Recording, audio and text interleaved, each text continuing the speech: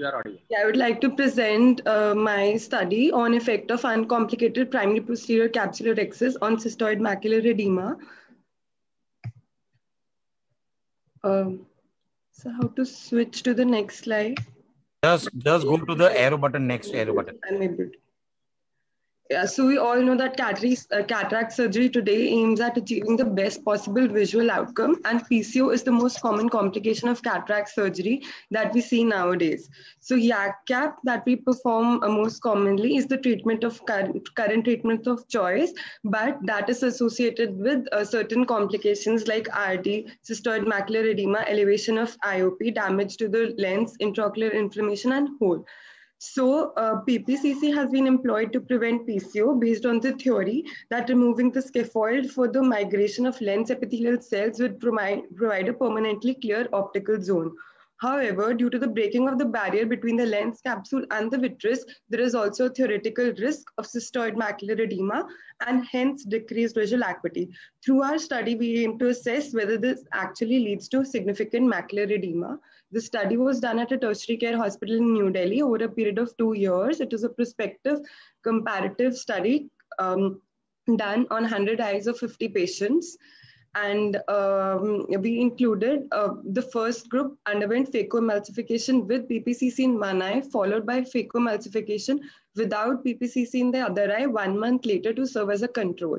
Baseline investigations included assessment of central macular thickness and central macular volume by OCT, which was done preoperatively and post-operatively at 1 week, 1 month, and 3 months separately for both the eyes. And all the surgeries were performed by the same surgeon under peribulbar anesthesia. The results, the mean age of the patients was 15, was comparable in both the groups. The mean power of the implanted IOL was 20.4 diopters in group A and 21.3 diopters in group B. The mean central macular thickness and central macular volume increased in both the groups, but it was insignificant at all the follow-ups.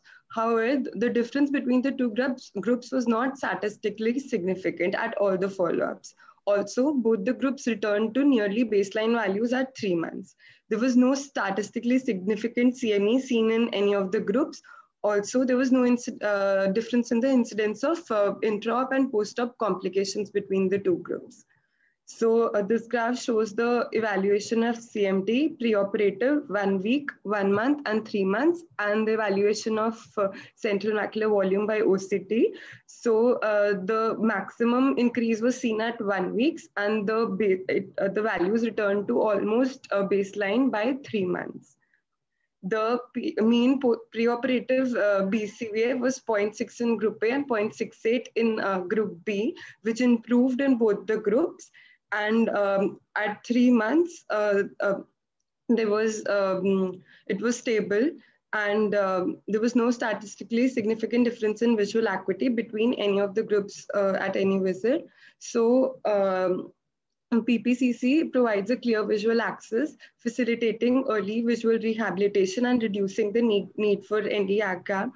However, due to the breaking of barrier between the capsule and the vitreous, there is a theoretical risk of CME.